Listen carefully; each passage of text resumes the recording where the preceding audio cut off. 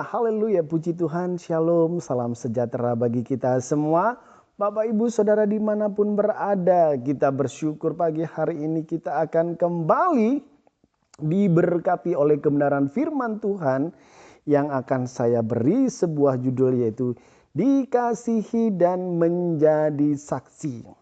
Nah, langsung saja Bapak Ibu Saudara, kita baca ayat pokok kita di dalam Lukas 2 ayat 8 sampai 11. Demikian firman Tuhan. Di daerah itu ada gembala-gembala yang tinggal di padang menjaga kawanan ternak mereka pada waktu malam. Tiba-tiba berdirilah seorang malaikat Tuhan di dekat mereka dan kemuliaan Tuhan bersinar meliputi mereka dan mereka sangat ketakutan. Lalu kata malaikat itu kepada mereka, "Jangan takut, sebab sesungguhnya aku memberitakan kepadamu kesukaan besar untuk seluruh bangsa. Hari ini telah lahir bagimu juru selamat, yaitu Kristus Tuhan di kota Daud." Nah, puji Tuhan Bapak Ibu Saudara yang dikasihi Tuhan. Tidak terasa sebentar lagi kita akan merayakan Natal bersama-sama dengan keluarga di rumah. Tepatnya di tanggal 25 Desember ini kita akan merayakan kelahiran Sang Juru Selamat dunia, Yesus Kristus namanya. Nah, tahukah Bapak Ibu Saudara berita Natal yang pertama disampaikan kepada para gembala-gembala di padang belantara yang sedang menjaga kawanan domba-dombanya. Nah, yang menjadi pertanyaan, siapakah para gembala-gembala ini? Kok mereka mendapatkan sebuah kehormatan sedemikian rupa? Kok mereka mendapatkan hak istimewa, mendapatkan informasi langsung tentang kelahiran Sang Juru Selamat dunia? Padahal kita bisa melihat ya di zaman itu gembala-gembala, apalagi gembala upahan dianggap para kaum marginal atau kaum yang terpinggirkan. Kenapa para gembala-gembala ini disebut kaum marginal? Yang pertama mungkin alasan sebuah pekerjaan. Mereka memiliki suatu pekerjaan yang kasar dan kotor. Dia lebih menghabiskan waktu di alam terbuka untuk menjaga domba-dombanya. Jauh dari peradaban dan fasilitas umum. Itu membuat mereka dianggap kurang bersih, kurang layak. Ya. Apa yang membuat mereka termarginal? Mungkin mereka dianggap orang yang bodoh karena keterbatasan pendidikan. Gembala secara umum memiliki pendidikan yang rendah, karena ia lebih banyak menghabiskan waktu di padang bersama domba-dombanya. Hal ini pula menyebabkan mereka kurang berpengetahuan dan akhirnya mereka menjadi bodoh. Mereka disebut kaum marginal. Kenapa? Mereka mungkin mendapatkan sanksi sosial. Nah, beberapa orang Yahudi membatasi diri berinteraksi dengan para gembala-gembala karena dianggap para gembala ini adalah seorang yang najis, seorang yang kotor, seorang yang tidak layak. Apabila mereka menjadi saksi di sebuah persidangan, maka kesaksian para gembala-gembala ini dianggap tidak sah dan tidak layak. Nah, Bapak Ibu Saudara yang dikasihi Tuhan, saudara bisa bayangkan betapa buruk keadaan para gembala-gembala upahan yang dicap sebagai orang yang najis, orang yang rendah, orang yang miskin, tidak terpelajar, tidak dianggap. Tapi kenapa berita Natal pertama disampaikan Tuhan melalui malaikatnya kepada para gembala-gembala ini dengan keadaan demikian yang katanya buruk, miskin, bodoh, tidak dianggap dan sebagainya. Nah, alasan pertama Tuhan memilih memberitakan kabar sukacita ini kepada para gembala karena Allah mengasihi semua orang. Allah tidak pandang bulu untuk mengasihi kepada siapa dia harus mengasihi. Termasuk para gembala yang tidak dianggap penting.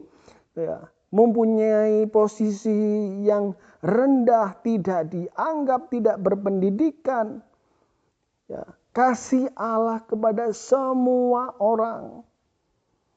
Mungkin kau seperti posisi seorang gembala ini tidak dianggap. Ya, engkau mungkin merasa dirimu rendah karena sudah melakukan dosa ini dan sudah melakukan dosa itu. Engkau mungkin menganggap dirimu tidak berpendidikan, tidak berguna dan sebagainya. Nah, berita yang luar biasa datang kepada kita pagi hari ini, yaitu apapun keadaan kita, apapun status sosial kita, Yesus datang mengasihi kita apa adanya. Kita berharga di mata Tuhan, kita mulia di mata Tuhan. Alkitab katakan engkau istimewa, berharga. Yesaya sendiri mencatat di dalam Yesaya 43 ayat 4, oleh karena engkau berharga di mataku dan mulia, dan aku ini mengasihi engkau, maka aku akan memberikan manusia sebagai gantimu dan bangsa-bangsa sebagai ganti nyawamu. Dikatakan engkau berharga di mataku dan mulia. Dari ungkapan ini kita bisa melihat bahwa nilai manusia tidak ditentukan oleh status sosial mereka. Nilai manusia tidak ditentukan oleh kekayaan mereka atau prestasi jabatan. Tetapi nilai manusia itu terletak kepada oleh kasih Allah saja. Kita bersyukur kita menjadi orang yang dikasihi Tuhan. Mari Bapak Ibu Saudara dikasihi, kita harus belajar menerima diri kita apa adanya. Karena kita diciptakan dengan sempurna adanya. Ya, kita dikasihi Allah, kita bernilai di mata Tuhan. Nah, apa tugas kita setelah kita dikasihi Tuhan? Nah, seperti para gembala ini kita dipanggil untuk menjadi saksi-saksi atas kebaikannya. Saksi-saksi atas segala anugerahnya. Lukas 2 ayat 17-18 mengatakan, dan ketika mereka melihatnya, mereka memberitahukan apa yang telah dikatakan kepada mereka tentang anak itu, dan semua orang mendengarnya. Heran tentang apa yang dikatakan gembala-gembala itu kepada mereka. Mari setelah kita dikasihi Tuhan, ya, Tuhan mau kita ini menjadi saksi-saksinya, saksi-saksi atas kasih-Nya, bersaksi atas kebaikannya, bersaksi atas karya-karya Tuhan terhadap kehidupan kita. Mungkin di tengah keluarga, mungkin di tengah pekerjaan, di sekolah, dimanapun kita berada. Biarlah kita menjadi saksi-saksi untuk kebaikan Tuhan. Haleluya.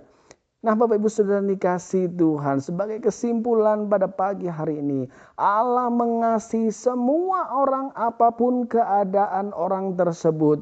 Dan Allah mau memakai kehidupannya untuk menjadi saksi atas segala kebaikannya. Haleluya, puji Tuhan. Mari kita berdoa bersama-sama. Bapa dalam surga, kami bersyukur Engkau mengasihi kami Tuhan.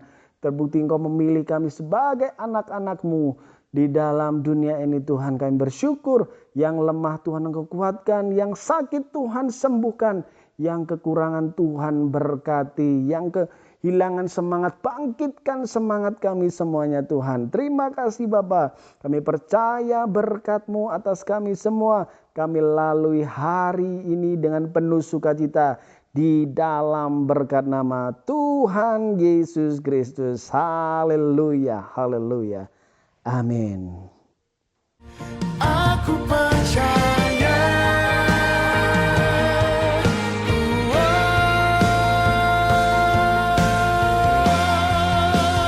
aku punya Tuhan yang besar, yang Kau berjanji dan sanggup menggenapi. Imanku bersepakat percaya.